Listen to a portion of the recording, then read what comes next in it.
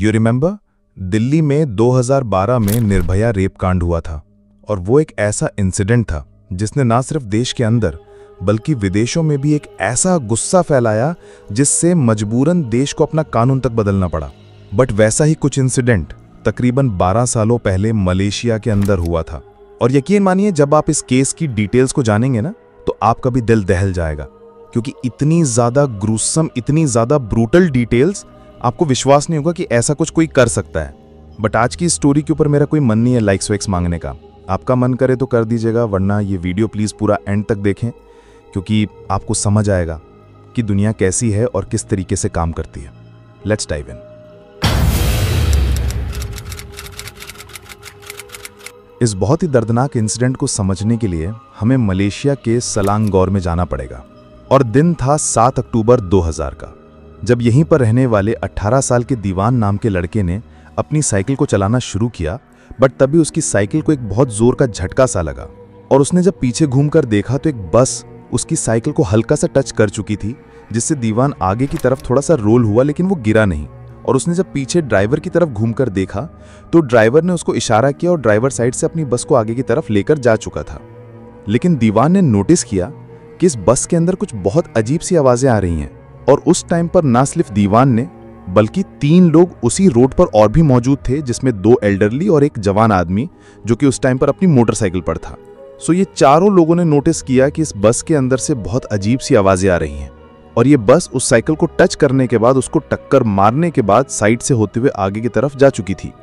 दीवान को उस टाइम पर बहुत गुस्सा आया। उसने जोर जोर से ड्राइवर के ऊपर चिल्लाना शुरू कर दिया, लेकिन वो ड्राइवर वहां रुका ही नहीं। इनफैक्ट जो बाकी 3 लोग थे जिन्होंने वो आवाजें सुनी थी, उन्होंने भी बस का पीछा करना शुरू कर दिया।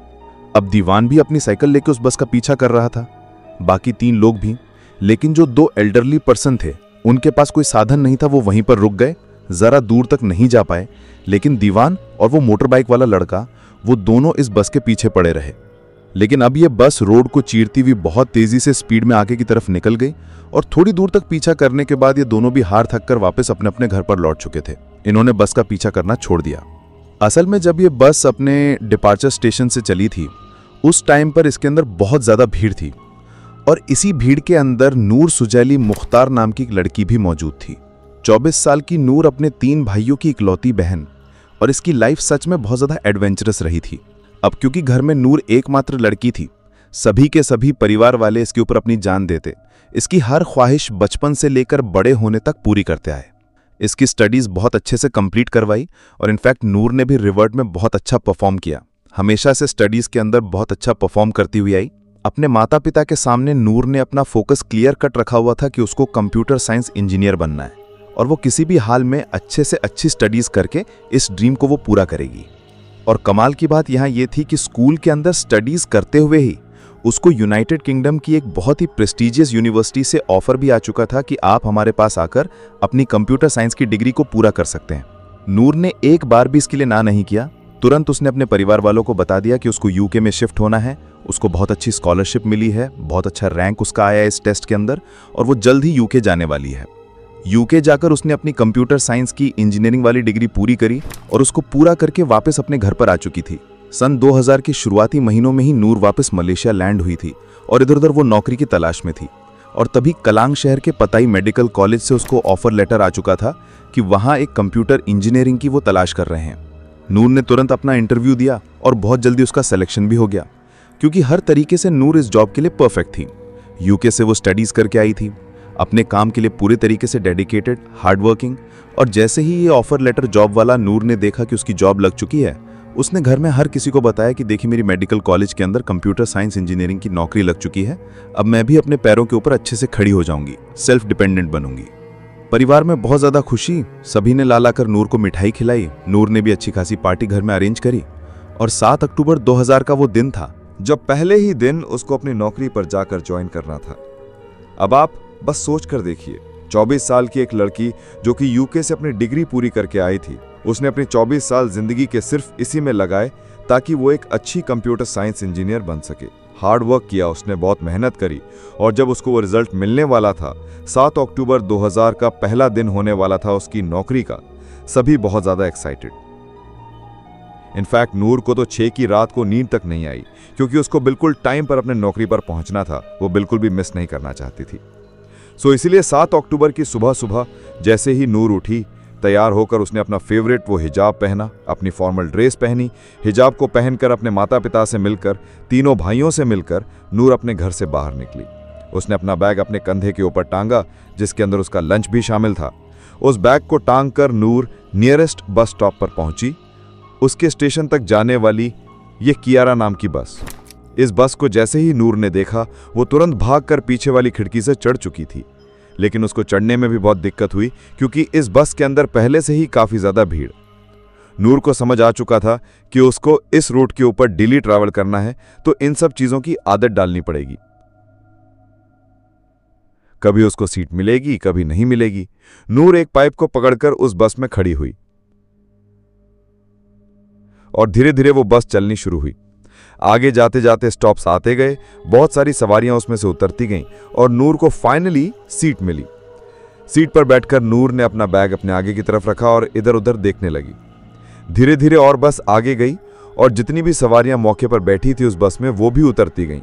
एक ड्राइवर जो इस बस को चला रहा था, एक नूर जो इस बस में अपने बैग के साथ बैठी थी, और एक बांग्लादेशी नागरिक जो कि आगे वाले गेट के पास बैठा हुआ था।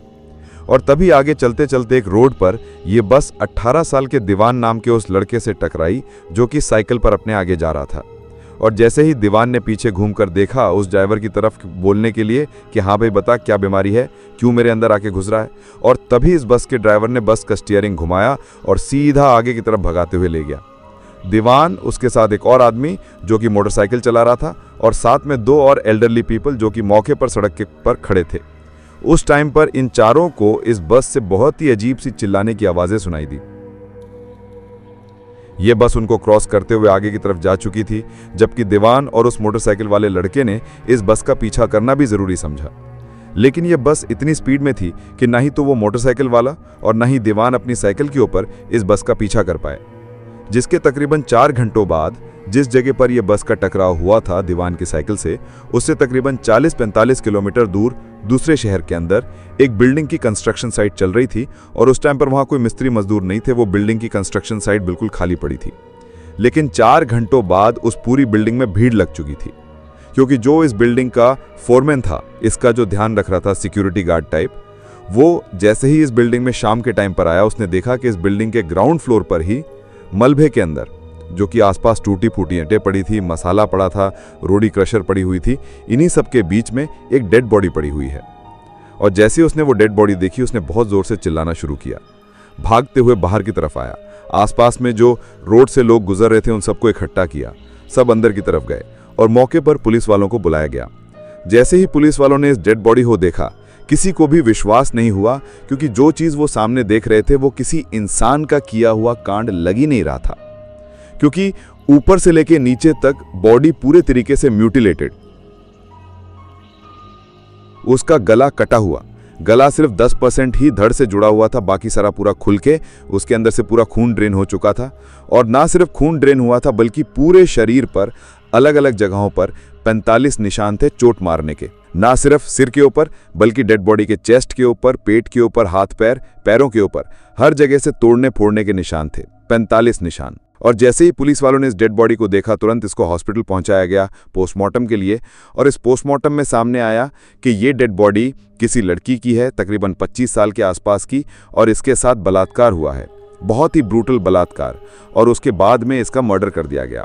पुलिस वाले अब जुट चुके थे इस बात को पता लगाने में कि आखिर ये किसकी डेड बॉडी है, ये मरने वाली महिला कौन है, ताकि इसके घर वालों को कांटेक्ट किया जा सके। और शाम होते होते नूर के खूब घर वाले भी पुलिस स्टेशन पहुंच चुके थे, दूसरे पुलिस स्टेशन में, क्योंकि उनकी भी बात नहीं हो पा रही थी उनकी बेटी से, जो कि सुबह अपनी जॉब का बोल कर गई थी, लेकिन शाम तक उनको वापस आ जाना चाहिए था। नूर की फोटो जैसे ही उसके पेरेंट्स ने पुलिस वालों को दी, पुलिस वालों के खुद के पास भी फोटो आई हुई थी एक डेड बॉडी की, क्योंकि सारे पुलिस स्टेशन के अंदर वो डेड बॉडी की फोटो घूम चुकी थी। और जैसे ही नूर की फोटो के साथ उस डेड बॉडी की फोटो को मैच किया गया, ये एक परफेक्ट मैच था। जैसे ही नूर के माता पिता को बताया गया कि हमें एक डेड बॉडी मिली है, आप प्लीज जाकर उसकी पहचान करिएगा। नूर के माता पिता रोते हुए, उसके भाई अपने दिल की धड़कन को किसी तरीके से समझाते हुए, उसको शांत करते हुए उस हॉस्पिटल में पहुंचे जहां पर वो डेड बॉडी रखी हुई थी। और उस बॉडी को देखकर पूरा परिवार सकते में आ गया। उनका रोना नहीं रुक रहा था, क्योंकि घर की एकमात्र बेटी, एकमात्र लड़की, और वो कुछ इस हाल में पड़ी थी जो कभी वो इमेजिन नहीं कर सकते थे। जी हाँ, वो डेड बॉडी किसी और की नहीं बल्कि नूर की ही थी। जल्द ही पुलिस वालों ने इसके माता पिता से भी पूछताछ करी, जिन्होंने बताया कि वो बस में बैठकर अपनी जॉब के लिए निकली थी कलांग मेडिकल सेंटर के अंदर, लेकिन वो वहां पर पहुंची ही नहीं। उससे पहले ही उसकी जिंदगी ने उसकी किस्मत में कुछ और लिख रखा था। जब पुलिस वालों ने इस क्राइम सीन से और सबूत कलेक्ट करे तो वहां पर उनको वही हिजाब भी मिला जो कि सुबह सुबह नूर अपने सिर के ऊपर पहनकर अपने घर से बाहर निकली थी, और उसी हिजाब से बेचारी नूर का गला घोंटा गया था, और इस हद तक घोंटा गया कि उसके गले की हड्डियां तक टूट चुकी थी। इनफैक्ट वो हिजाब उसकी स्किन को चीरते हुए, हड्डियों को भी तोड़ते हुए अंदर की तरफ जा चुका था। वो उसके गले की स्किन के अंदर था। अब आप बस इमेजिन कर सकते हैं कि उस टाइम पर नूर ने क्या कुछ फेस किया होगा। खैर, पुलिस वाले अपनी तलाश में जुट चुके थे। तुरंत पुलिस वाले उसके घर के पास जो बस स्टॉप था वहां के लिए निकले। वहां पूछताछ करने पे पता चला कि सुबह सुबह जिस रूट पर नूर को जाना था उस रूट के लिए कियारा बस सर्विस की बस चलती है। तुरंत पुलिस वालों ने इस बस को ट्रेस किया और जल्द ही इस बस के ड्राइवर को गिरफ्तार करके अपने साथ लेकर आए।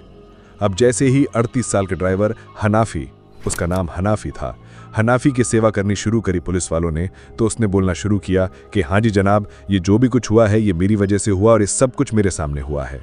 लेकिन ये सब कुछ मैंने नहीं किया, बल्कि जब मैं बस चला रहा था उस टाइम पर उसमें बहुत सारी भीड़ थी, अलग अलग सवारियां इसके अंदर बैठी हुई थी।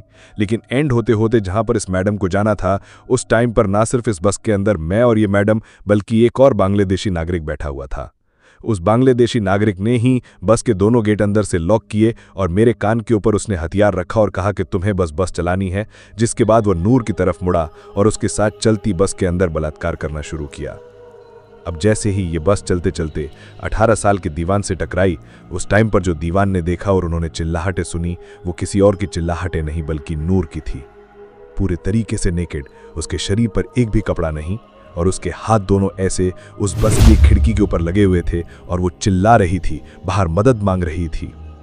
और दीवान के साथ उस मोटरसाइकिल वाले ने भी वो सीन देखा कि कैसे नूर मदद मांग रही है, और इसीलिए उन्होंने इस बस का पीछा करना शुरू किया था। लेकिन ये बस वहां पर रुकी ही नहीं, वो बस आगे चलती रही। बस ड्राइवर अनाफी ने पुलिस वालों को बताया कि मेरी मजबूरी थी उस टाइम पर बस चलाना, क्योंकि मेरे सर के ऊपर हथियार लगा हुआ था और अगर मैं बस ना चलाता तो वो मुझे गोली मार देता, और इसीलिए जो भी कुछ हुआ वो मुझे देखना पड़ा, उसको सहना पड़ा। बट जब पुलिस वालों ने अनाफी के कहने पर उस बांग्लादेशी नागरिक को ढूंढना शुरू किया तो यहाँ सच्चाई कुछ और ही निकल कर सामने आई। और यकीन मानिए, जो अब मैं आपको बताने वाला हूँ उसके ऊपर विश्वास करना सच में हर किसी के बस की बात नहीं है। ये इतना ज़्यादा ब्रूटल, इतना ज़्यादा डिस्ट्रेसिंग, सो मेरी यहाँ पर क्लियर कट वार्निंग, अगर आप इन चीज़ों को हैंडल नहीं कर सकते तो प्लीज़ आप इस वीडियो को यहीं छोड़ दीजिएगा। जैसे ही नूर उस बस में चढ़ी थी उसी टाइम पर भीड़ में खड़े खड़े ही इस अनाफी ड्राइवर ने अपने सामने लगे हुए शीशे में से पीछे देखना शुरू कर दिया कि कौन कौन सवारी कहाँ कहाँ पर बैठी है। और तभी उसको इस भीड़ में नूर खड़ी हुई दिखाई दी और धीरे धीरे बस आगे चलती गई। सवारियां सारी इस बस के अंदर से उतरती गईं और एंड में नूर और साथ में एक बांग्लादेशी नागरिक वही इस बस के अंदर बैठे हुए थे। और जब दोबारा से इस अनाफी ने अपने शीशे में देखा कि नूर पीछे वाली सीट के ऊपर बैठी हुई है और उसके आगे ये बांग्लादेशी नागरिक सवारी बनकर बैठा हुआ है, लेकिन थोड़ी और बस आगे चलने पर वो बांग्लादेशी नागरिक भी इस बस से उतर चुका था। अब जैसे ही वो नागरिक इस बस से उतरा, तुरंत इस अनाफी ने इस बस के जो गेट थे वो हाइड्रोलिक वाले थे और वो बटन दबाया जिससे गेट प्रॉपर लॉक हो चुके थे। अब इस गेट को सिर्फ बटन दबाने से ही खोला जा सकता था। आपने देखा होगा आजकल बसों के अंदर वो हाइड्रोलिक वाले गेट आते हैं जो कि अपने आप खुलते हैं, अपने आप बंद होते हैं। ऐसा ही कुछ उस बस में भी था उस तहीं पर। अब जैसे ही ये गेट लॉक हुए, नूर ने भी कुछ खास ध्यान नहीं दिया कि अभी तक के सामने अनाफी उसको नोटिस कर रहा है। दोबारा से इस अनाफी ने अपने सामने लगे हुए शीशे में देखा, पीछे नूर बैठी हुई है। और अब की बार नूर का भी ध्यान उस शीशे पर गया कि ड्राइवर उसको नोटिस कर रहा है, और न सिर्फ नोटिस कर रहा है बल्कि स्माइल भी कर रहा है और अपने होठों को भी अपने दांतों के नीचे दबा रहा है। ये देखकर नूर काफी ज्यादा अनकंफर्टेबल हो चुकी थी। उसको अंदर से सेंस होने लगा कि यहाँ कुछ गड़बड़ है, और तभी उसका शक ही यकीन में बदल गया, क्योंकि आगे बस चलते चलते बजाय जिस रूट पर उसको जाना था वो बस अपना रूट बदल चुकी थी।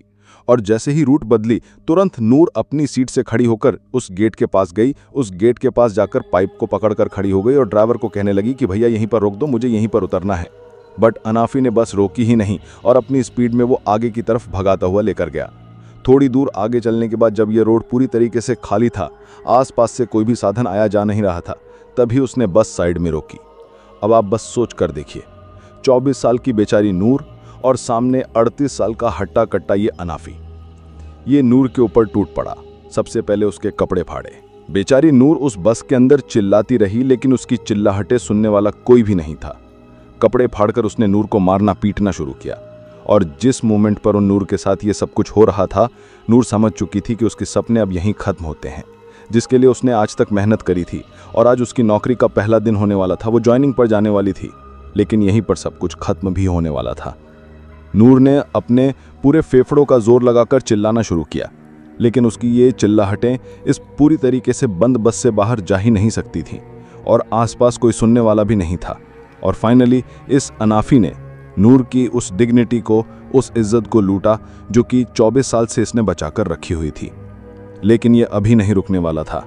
जैसे ही इसने अपना पहला काम पूरा किया, ये दोबारा से अपनी ड्राइविंग सीट के ऊपर जाकर बैठा। बस को बहुत तेजी से आगे बढ़ाने लगा, और बीच बाजार में जिस मोमेंट पर यह बस पहुंची, उस टाइम पर उसने 18 साल के दीवान की साइकिल में साइड से उसे टच किया, और दीवान आगे की तरफ रोल आउट हो चुका था। लेकिन उसी मोमेंट पर ना सिर्फ दीवान ने, बल्कि 3 और लोगों ने भी नूर को बिना कपड़ों के साइड की शीशे वाली खिड़की पर कुछ इस पोजीशन में चिल्लाते हुए देखा, और ये चिल्लाहटें उनको फील हो चुकी थी। इसलिए चारों उस बस के पीछे भागे थे, लेकिन 2 एल्डरली पीपल, उनके पास कोई साधन नहीं था, वो पीछा नहीं कर पाए। और साइकिल तो वैसे ही बस का पीछा नहीं कर सकती, लेकिन ये मोटरसाइकिल वाला ये थोड़ी और हिम्मत करके उसके पीछे जा सकता था। लेकिन फिर भी ये बस बहुत स्पीड में आगे की तरफ निकल चुकी थी और उनकी आंखों से गायब हो गई। तकरीबन 30 किलोमीटर आगे जाकर एक दूसरे शहर के आउटर इलाके में इस अनाफी ने अपनी बस को दोबारा रोका, और दोबारा से इसी बस के अंदर बेचारी नूर के साथ गलत काम किया। और इसके बाद एक बार और जब वो नूर के साथ यही गलत काम कर रहा था, तो नूर इतनी जोर जोर से चिल्ला रही थी कि अब इस टाइम पर अनाफी को डर लगने लगा कि नहीं, अब कोई हो सकता है सुन ले, इतनी देर हो गई ये बस को यहाँ खड़े, हो सकता है किसी ने नोटिस कर लिया हो, और अब नूर की आवाज़ों को शांत करना पड़ेगा। तो वही हिजाब जो कि उसने बहुत ही एक्साइटमेंट के साथ सुबह सुबह अपने फेस के ऊपर पहना था, वही हिजाब साइड में पड़ा हुआ था। इस अनाफी ने वो हिजाब उठाया, बेचारी नूर के बालों को पकड़कर उसके नीचे से गर्दन में वो हिजाब लपेटकर गलत काम करते करते सोच कर देखी। आप उस टाइम पे वो रुका हुआ नहीं था, बल्कि रेप करते करते इस हिजाब को इतनी जोर से उसने खींचा कि तब ये कटक की आवाज़ सुनाई दी। साफ पता चल रहा था कि बेचारी नूर की गर्दन टूट चुकी थी। इतनी जोर से वो हिजाब खींचा गया था कि हड्डी टूट चुकी थी। नूर उसी मोमेंट पे मर गई होगी। इसके बाद भी अनाफी नहीं रुका, उसने बेचारी नूर की लाश के साथ रेप किया, और जब उसका ये फाइनल पूरा हो गया तब उसने अपनी बस के अंदर रखा हुआ मोटा पाइप को निकाला और उससे बेचारी नूर के गले के ऊपर, उसके सिर के ऊपर इतने भयंकर वार किए कि बेचारी का गला ऐसे लगभग कटने को हो चुका था। उसका सिर पूरा फटा हुआ था और पूरे शरीर पे 45 अलग अलग जगहों पे चोट के निशान थे। इतने गहरे जख्म थे वो कि बेचारी नूर पहचान में भी नहीं आ रही थी। नूर के जो कपड़े थे उसने वही कपड़े बेचारी नूर के शरीर के ऊपर लपेटे, पहनाए नहीं बल्कि लपेटे, और अपनी बस की ड्राइवर सीट के ऊपर बैठकर उसे आगे की तरफ लेकर गया, शहर के दूसरे आउटर इलाके में जहां एक नई बिल्डिंग बन रही थी। उस नई बिल्डिंग के बाहर उसने अपनी बस को लगाया, हाइड्रोलिक वाले वो गेट खोले और नूर की लाश को घसीटते हुए गेट से बाहर करते हुए जो न्यूली कंस्ट्रक्टेड वो बिल्डिंग थी, अभी बन रही थी, उस बिल्डिंग के अंदर डंप करके अपनी बस को लेकर वहां से भाग चुका था। शाम को जब इस बिल्डिंग का सिक्योरिटी गार्ड यहाँ पर आया तो उसने इस बिल्डिंग के अंदर ऐसे एक लाश पड़े हुए देखा। उसने चिल्लाना शुरू किया, बाहर गया, भीड़ को इकट्ठा किया। भीड़ में से किसी ने पुलिस को फ़ोन किया। पुलिस मौके पर पहुँच चुकी थी और उसके बाद वो सब कुछ हुआ जो मैंने आपको स्टार्टिंग में बताया था। अनाफी जाते जाते अपने साथ नूर का वो बैग तो साथ ही ले गया, क्योंकि उसको पता था कि नूर की सारी आइडेंटिटी कार्ड्स वगैरह, उसके सारे पहचान से रिलेटेड जो भी सामान था वो इसी बैग के अंदर होगा। सिर्फ कपड़े उसने बाहर डंप कर दिए थे जो कि खून से लथपथ थे पूरे। बैग वो अपने साथ ले गया और जाकर दूर एक नहर के अंदर डंप कर दिया ताकि किसी को भी इसकी पहचान पता न चले। पोस्टमार्टम के अंदर ना सिर्फ चोटों के निशान थे, बल्कि बेचारी नूर के वजाइनल के साथ साथ एनल एरिया के अंदर भी सीमन के ट्रेसेस मिले, जिससे आप अंदाज़ा लगा सकते हैं कि उसने क्या कुछ उस टाइम पर फेस किया होगा। जब पब्लिक में ये बात फूटी कि एक बस ड्राइवर ने बस के अंदर सवारी के साथ ऐसा कुछ किया है, तो सबके माइंड में बस एक ही सवाल था कि आखिर हनाफी है कौन और क्या ये सब कुछ पहले से ही प्लान था। क्या उसने पहले से ही नूर के ऊपर अपनी आंखें गड़ा कर रखी हुई थी? लेकिन हद तो तब हो गई जब लोगों को पता चला कि नूर के साथ जो उसने किया था ये उसका पहला क्राइम नहीं था, बल्कि ये तो पुराना पापी था। इस हनाफी की असल में 4 शादियां हो चुकी थीं और पहली 3 शादियों से इसको तीनों अलग अलग बीवियों से एक एक लड़की पैदा हो चुकी थी। तो मतलब अब यहाँ साफ था कि ये 3 लड़कियों का बाप और एक लड़की के साथ ऐसा कैसे कर सकता था। सभी के माइंड में बस यही था कि जो खुद एक पिता हो 3 लड़कियों का, वो एक दूसरी लड़की के साथ ऐसा कैसे कर सकता है। तब तक भी पब्लिक की नज़र में हनाफी की इमेज बस यही थी कि ये बेचारा बहुत ही ज़्यादा बदकिस्मत है, इसकी कोई भी शादी नहीं टिकती, जो भी पत्नी आती है इसको छोड़ के चली जाती है। अब इसकी चौथी भी शादी हो चुकी है और हो सकता है ये भी छोड़ के चली जाए। लेकिन जब उसके बारे में पता चला कि उसने बेचारी नूर के साथ ये सब कुछ किया है, तो सबको समझ आ गया कि नहीं, वो गलत थे। इनफैक्ट सबसे पहली पुलिस कंप्लेंट इसकी पत्नी नहीं, जो बीच वाली पत्नी थी, उस पत्नी ने ही पुलिस में जाकर करवाई थी कि उसका पति उसके साथ अननेचुरल सेक्स करता है, अप्राकृतिक संबंध बनाता है। उसके बाद इसको सजा भी हुई, जेल में भी रह के आया और बाद में इसने कई घरों के अंदर लूटपाट करी, कई लोगों के साथ मारपीट करी। उस केस में भी काफी बार जेल के अंदर आना जाना था इसका। और कमाल की बात यहाँ ये थी कि इसने कांड किया सारा कुछ 7 अक्टूबर 2000 के दिन, और इस बस कंपनी के अंदर इसने ड्राइवरी शुरू करी थी सिर्फ 10 दिन पहले, 27-28 सितंबर के दिन।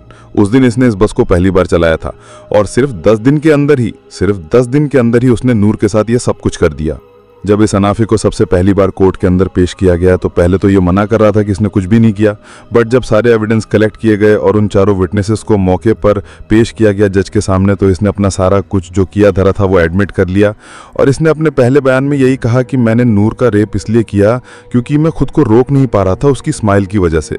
क्योंकि जब मैं शीशे में उसको देख रहा था तब मुझे ऐसा लगा कि नूर मेरी तरफ देखकर स्माइल कर रही है, बट जहाँ तक मुझे ऐसा लग रहा है शायद हो सकता है नूर अंदर ही अंदर बहुत ज़्यादा एक्साइटेड थी, क्योंकि उसका जॉब का पहला दिन होने वाला था, वो अपने सपनों को पहली बार अब जीने वाली थी और इसलिए हो सकता है वो अंदर से खुश हो सकता है वो स्माइल कर भी रही हो, बट इसका मतलब ये नहीं कि वो अनाफी इस तरीके से उसके ऊपर टूट पड़ता। खैर, इस हनाफी के ऊपर सारे जुर्म साबित हुए और उसको तुरंत रेप और मर्डर के आरोप में सजा सुनाई गई, और सजा में मौत के बदले मौत और रेप के बदले 20 साल की सजा, यानी कि इसको death sentence plus 20 years of prison सुनाया गया। और दूसरा सबसे बड़ा एविडेंस सीमन सैंपल, जो कि बेचारी नूर के वजाइनल एरिया के अंदर मिला था, वो सीमन सैंपल जब उसका डीएनए लिया गया तो वो परफेक्ट मैच था हनाफी का, इस हनाफी के साथ। बट इस केस का सबसे हार्ट ब्रेकिंग मोमेंट मुझे वो लगा जब सेकंड टाइम इस हनाफी को कोर्ट के अंदर पेश किया जा रहा था, तभी जो इसको पुलिस वाले लेकर आए थे कोर्ट के अंदर। असल में कोर्ट में जो 3rd फ्लोर पे जाना था उनको, और यहाँ लिफ्ट लगाई गई थी 3rd फ्लोर पे जाने के लिए, तो पुलिस वालों के साथ ये हनाफी इसी लिफ्ट के अंदर सवार हुआ और ये लिफ्ट ऊपर की तरफ जाने लगी। बट इस लिफ्ट के अंदर नूर का सगा बड़ा भाई वो भी खड़ा था और इसी लिफ्ट के साथ वो भी 3rd फ्लोर पे जा रहा था। सिर्फ 2 फीट दूर उसकी बहन का मर्डरर और रेपिस्ट हनाफी पुलिस वालों की सिक्योरिटी में खड़ा था। अब जैसे ही इन दोनों का आमना सामना हुआ, उस टाइम पे नूर के भाई ने चिल्लाकर इसकी तरफ देखते हुए कहा कि तुमने मेरी बहन के साथ ये सब कुछ क्यों किया, उसकी जान क्यों ली? बट हनाफी ने एक छोटी सी स्माइल देते हुए कहा कि नो, मैंने ऐसा कुछ भी नहीं किया। अप्रैल 2002 के अंदर इस केस के ऊपर फाइनल फैसला आया, जिसके अंदर इस फैसले को कंटिन्यू रखा गया कि हाँ, इस हनाफी को डेथ सेंटेंस दी जाएगी फांसी लगाकर, और इसको 20 साल की जेल की सजा भी सुनाई गई। बेशक ये जो फैसला आया था उससे नूर का परिवार पूरे तरीके से संतुष्ट था, लेकिन वो दर्द, वो पेन, वो कैसे उसको टॉलरेट कर सकते हैं, उससे वो कैसे बाहर निकल पाएंगे। लेकिन इससे भी ज्यादा हैरान कर देने वाली बात ये थी कि 7 अक्टूबर 2000 के दिन, जिस टाइम पर हनाफी ये सब कुछ कर रहा था बेचारी नूर के साथ, उस टाइम पर इस हनाफी की चौथी बीवी एक हॉस्पिटल के अंदर थी और वो अपना चेकअप करवा रही थी जब उनको पता चला कि हाँ, वो प्रेग्नेंट है। और उसके कुछ दिनों बाद, उसके कुछ महीनों बाद नूर की चौथी बीवी ने एक बच्चे को जन्म दिया, एक लड़के को जन्म दिया। बट हनाफी का चौथा बच्चा प्रीमेच्योरली जन्म लेता है, लेकिन वो ज़्यादा टाइम तक सरवाइव नहीं कर पाया और उसकी मौत हो गई। इस सज़ा के कंटिन्यू होने के बाद भी हनाफी ने कई अलग अलग जगहों पर अपनी जो माफ़ी पत्र था वो फाइल किया, लेकिन हर जगह से उसको रिजेक्शन मिलती गई। इनफैक्ट जो सलंगार का सुल्तान था वो एंड था, अगर वहाँ से उसको माफ़ी मिल जाती है तो ठीक है, वरना उसको मरना ही पड़ेगा। और 2006 के अंदर सुल्तान ने भी इसकी पिटीशन को रिजेक्ट कर दिया और फाइनली 19 दिसंबर 2008 के दिन इस हनाफी को फांसी की सजा दे दी गई। लेकिन 8 साल तक जेल के अंदर रहने के बाद भी इसने कभी अपना जुर्म को एडमिट पब्लिकली नहीं किया। एक बार जज के आगे किया था, लेकिन मर्डर का उसके आगे भी नहीं किया। देश विदेश के अंदर इस खबर ने उस टाइम पर हेडलाइंस बटोरी। जैसे 2012 के अंदर हमारे यहाँ दिल्ली में निर्भया कांड हुआ था, ये बिल्कुल वैसा ही कुछ था 2000 के अंदर मलेशिया में। इसके बाद भी देश के अंदर कई सारे कानून बदले गए, जैसे कि बसों की या फिर किसी भी गाड़ी की जो विंडोज होती है, विंडशील्ड वगैरह, उनके ऊपर कोई भी फिल्म वगैरह नहीं लगा सकता, वो टिंट नहीं हो सकती। एग्जैक्टली वो ट्रांसपेरेंट रहेंगी जैसी कंपनी बनाती है, ताकि बाहर से लोग देख सकें कि गाड़ी या फिर बस के अंदर क्या चल रहा है। और हो सकता है कोई मदद के लिए बीच में आगे आ जाता, नूर बचाई जा सकती थी, लेकिन ऐसा कुछ भी नहीं हुआ। खैर, सेफ्टी कंसर्न्स हमेशा से ही पूरी दुनिया में इश्यूज रहे हैं, लेकिन इनका कोई भी सोल्यूशन आज तक नहीं मिल पाया। आप अपने अकॉर्डिंग अपना सोल्यूशन नीचे बताएं कि इसके अंदर दुनिया क्या कर सकती है, सरकारें क्या कर सकती हैं, हम और आप मिलकर क्या कर सकते हैं। आपकी राय जानना हम सबके लिए बहुत ज़्यादा ज़रूरी है। खैर, पिछली वीडियो का शाउट आउट सैफ अली को, and comment pick me to get a shout out in next video. मिलते हैं अगली वीडियो में। ये वीडियो देखने के लिए धन्यवाद।